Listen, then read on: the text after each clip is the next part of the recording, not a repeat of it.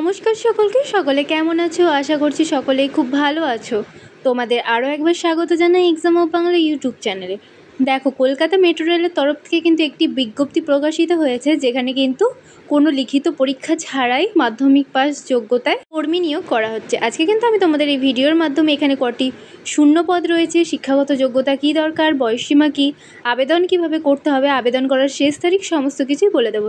তাই ভিডিওটা স্কিপ না করে পুরো ভিডিওটা দেখতে থাকো এবং চ্যানেলে নতুন হলে অবশ্যই চ্যানেলটি সাবস্ক্রাইব করে অল নোটিফিকেশন অন করে নাও চাকরি সংক্রান্ত সমস্ত তথ্য পেতে। সরাসরি কিন্তু আমরা সেই নোটিশটির মধ্যে রয়েছি, যেখানে কিন্তু প্রথমেই বলে দেওয়া রয়েছে notification for engagement of act apprenticeship in metro railway Kolkata for the year 2025-26।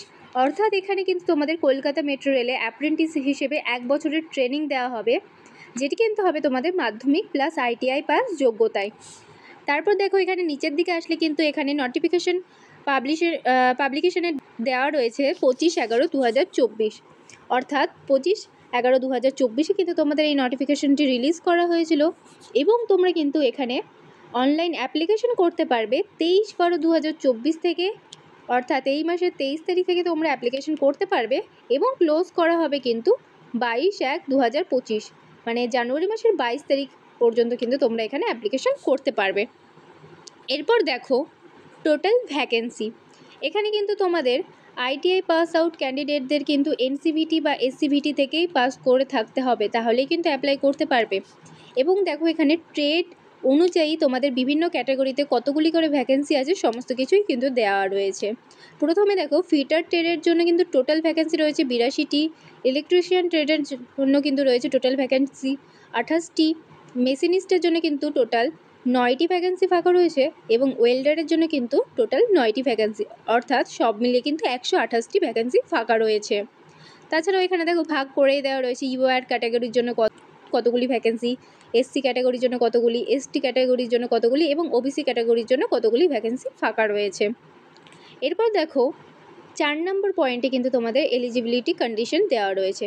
এখানে কিন্তু প্রথমে তোমাদের এজ লিমিট বলে দেওয়া রয়েছে। তোমাদের কিন্তু এখানে এজ লিমিট রাখা হয়েছে 15 বছর থেকে 24 বছর পর্যন্ত। অর্থাৎ তোমাদের বয়স যদি 15 বছর থেকে 24 বছরের মধ্যে হয় তাহলে কিন্তু অ্যাপ্লাই করতে পারবে।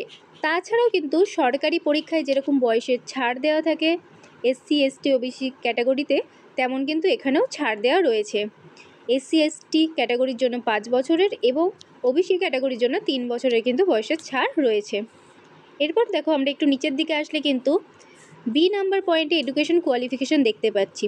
এখানে তোমাদের আগেই আমি বলে দিয়েছি মাধ্যমিক পাস এবং তোমাদের তার সঙ্গে আইটিআই পাস করে থাকতে হবে। এখানে অ্যাপ্লাই করার জন্য কিন্তু তোমাদের এই দুটোই এডুকেশন কোয়ালিফিকেশান চেয়েছে। তাছাড়াও কিন্তু এখানে কোনো লিখিত পরীক্ষা হবে না, তোমাদের কিন্তু মাধ্যমিকের নাম্বার এবং আইটিআইয়ের নাম্বার যোগ করে একটি মেরিট লিস্ট বের করা হবে, সেই অনুযায়ী কিন্তু গড়ে যাদের বেশি থাকবে তাদেরকে এখানে নিয়োগ করা হবে। তাছাড়াও বলে রাখি, তোমরা এই 1 বছর ট্রেনিং চলাকালীন কিন্তু মাসে মাসে একটি অ্যামাউন্টও পেয়ে যাবে, ভাতা হিসেবে বা স্যালারি হিসেবে তোমরা কিন্তু একটি অ্যামাউন্ট পেয়ে যাবে। এরপর দেখো 6 নম্বর পয়েন্টে কিন্তু তোমাদের অ্যাপ্লিকেশন ফিস বলে দেওয়া রয়েছে। এখানে কিন্তু যারা জেনারেল ক্যাটাগরি থেকে আছো তাদের কিন্তু 100 টাকা করে এখানে অ্যাপ্লাই করার জন্য অ্যাপ্লিকেশন ফিস লাগবে, এবং যারা মেয়ে এবং এসসি এসটি পিডাব্লিউডি রয়েছে তাদের কিন্তু এখানে অ্যাপ্লিকেশন করার জন্য কোনো রকম টাকা লাগবে না। তাছাড়াও দেখো নিচে কিন্তু তোমাদের হাউ টু অ্যাপ্লাই 7 নম্বর পয়েন্টে বলে দেওয়াই রয়েছে যে তোমরা যারা অ্যাপ্লাই করবে তার আগে কিন্তু এই যে ওয়েবসাইটটি দেখতে পাচ্ছ এখানে গিয়ে কিন্তু নাম তোমাদের রেজিস্টার করে নেবে, তারপরে কিন্তু তোমরা এখানে অ্যাপ্লাই করতে পারবে অনলাইনের মাধ্যমে। এবং দেখো 8 নম্বর পয়েন্টে কিন্তু তোমাদের কী কী ডকুমেন্ট আপলোড করতে হবে সেটাও বলে দিই। এখানে কিন্তু তোমাদের একটা ফটোগ্রাফ স্ক্যান করে আপলোড করতে হবে, তোমাদের সিগনেচার আপলোড করতে হবে এবং 10-এর মানে মাধ্যমিকের মার্কশিট আপলোড করতে হবে। তাছাড়াও আইটিআই সার্টিফিকেট যেটা এনসিভিটি বা এসসিভিটি থেকেই অ্যাপ্রুভ করা আছে সেটা আপলোড করতে হবে, এবং কমিউনিটি সার্টিফিকেট মানে তোমরা যদি এসসি এসটি ওবিসি হও তার সার্টিফিকেট কিন্তু আপলোড করতে হবে, এবং তোমরা যদি পিডাব্লিউবিডি বা ইএসএম হও তাহলেও কিন্তু তার সার্টিফিকেট আপলোড করতে হবে। আশা করছি তোমরা সমস্তটাই বুঝতে পারলে, এবং তোমরা যদি এই নোটিশটি দেখতে চাও এবং চাকরি সংক্রান্ত সমস্ত অফিসিয়াল নোটিশগুলি দেখতে চাও তাহলে কিন্তু অবশ্যই আমাদের টেলিগ্রাম চ্যানেলে অ্যাড হয়ে যেও। ডেসক্রিপশন বক্সে লিঙ্ক আছে, সেখানে কিন্তু সমস্ত চাকরি সংক্রান্ত অফিসিয়াল নোটিশগুলি দিয়ে থাকি এবং ভিডিওটি ভালো লাগলে লাইক ও শেয়ার করতে ভুলো না। দেখা হচ্ছে পরের ভিডিও।